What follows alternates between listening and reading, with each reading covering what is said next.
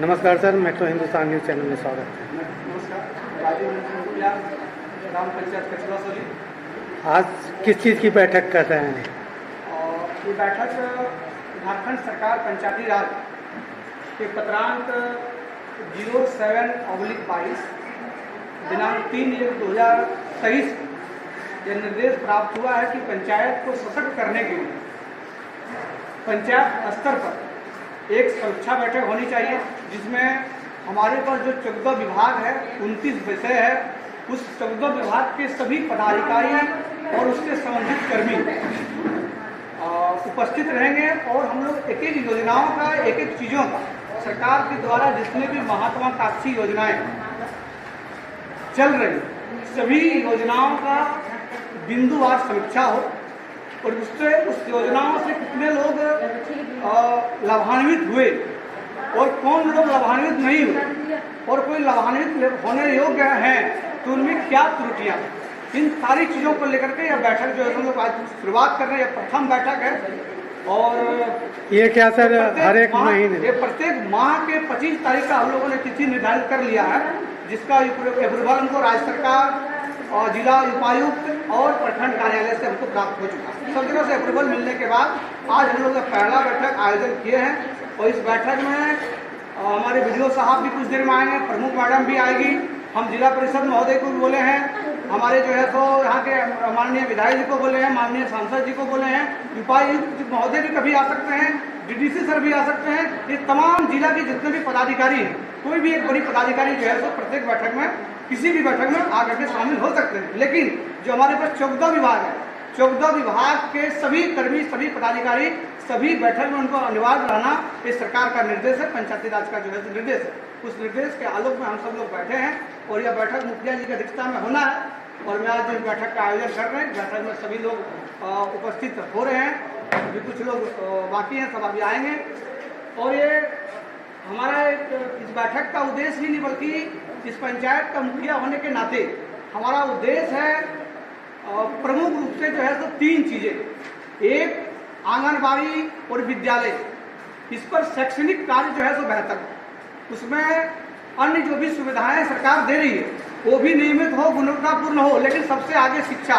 हम एक सिलेबस यहाँ से तैयार करेंगे अपने पंचायत कार्यकारिणी से और वो सिलेबस हम आंगनबाड़ी में भी देंगे और वो प्राथमिक विद्यालय में देंगे। वही सिलेबस जो सरकार का सिलेबस है, उसके साथ साथ हमारा सिलेबस जो होगा, उस सिलेबस के आधारित पर जो है तो वहाँ पर शिक्षा वहाँ के जो है तो बच्चों को देना है और उसके उस पाठ्यक्रम से बच्चे को जो है तो हम लोग को बेहतर शिक्षा देकर के, गुणवत्तापूर्ण शिक्षा देकर के और शिक्षा के क्षेत्र में पूरे राज्य में एक मॉडल जो है तो कार्य हम लोग करके आगे आना है। ये हमारा उद्देश्य है पहला। दूसरा हमारा उद्देश्य है कि जो भी हमारी माताएं हैं जो सक्षम है मनरेगा में काम कर सके, वो कुआं हमारे यहाँ चलता है, तालाब चलता है, अन्य कई ऐसे बुनियादी योजनाएं हमारे यहाँ चलती है, उस पर वो काम कर सके। अगर उनसे थोड़ा ऊपर अगर वो चाहे कि नहीं हम मजदूरी नहीं करेंगे, मनरेगा का नहीं करेंगे, तो उनको स्वयं का काम के लिए हम दीदी बारी योजना देंगे, जो स्वयं अपने बारी में, अपने खेतों में जो है तो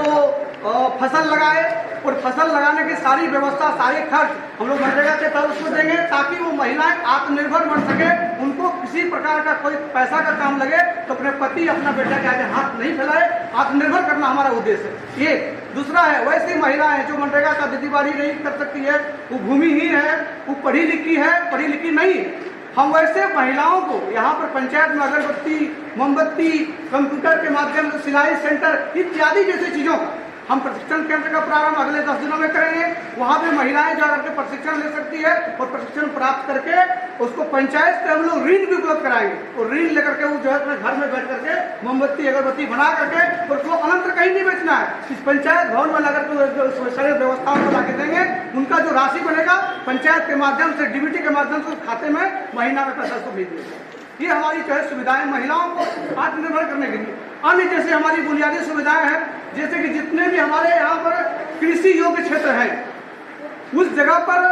सिंचाई कूप देकर के वहाँ के किसानों को आत्मनिर्भर करना। अगर उस जमीन पर अगर बिना सिंचाई के अभाव के कारण खेती नहीं हो पा रही है, लोग जो है सो इधर उधर भटक रहे हैं, पलायन बाहर हो रहे हैं, उस पलायन को रोकने के लिए सभी जगह पर जो है सो हमारी मनरेगा के तहत हम लोग सिंचाई कूप देंगे, वहाँ पर तालाब देंगे ताकि सिंचाई का साधन हो और उस क्षेत्र सिंचाई का जो साधन देंगे, उस साधन के चारों तरफ पूरा हरियाली हो, किसान हमारा आत्मनिर्भर बने, लोग पलायन ना करें। ये हमारा मुख्य उद्देश्य है, लोगों को 100% परिवार को रोजगार देना, ये हमारा मुख्य उद्देश्य रहा है। दूसरा है शिक्षा क्षेत्र में बेहतर कार्य करना, और कई ऐसे हमारे पास हैं जो भी अभी आप देखिएगा बैठक में अंतर बात को लेके आएंगे। और आज का जो कार्यक्रम है ये निश्चित रूप से समीक्षा बैठक है, लेकिन आज का बैठक हम लोग का परिचय और हमारा उद्देश्य क्या है, इस उद्देश्य के बारे में सभी कर्मियों, सभी पदाधिकारियों के पास अपनी बातों को हम रखेंगे। और आने वाला अगले 25 तारीख को हमने जो आज यहाँ पर जो अपने उद्देश्य को रखा है, हमारे पंचायत के कर्मी पदाधिकारी, उनका हमको क्या सहयोग मिलता है, उनके सहयोग के अनुरूप हम पंचायतों में जो है सो योजनाओं को धरातल पर उतारेंगे। यही हमारा जो है सो अपना संकल्प है। इन्हीं संकल्प के साथ आगे बढ़ना है। इस पंचायत को प्रखंड स्तर पर नहीं, जिला स्तर पर नहीं, ये भारत सरकार की नजर में एक आदर्श पंचायत घोषित हो, ये हम इसी उद्देश्य से काम को करना चाहते हैं। और इसीलिए आप सबको बहुत बहुत धन्यवाद कर रहा है।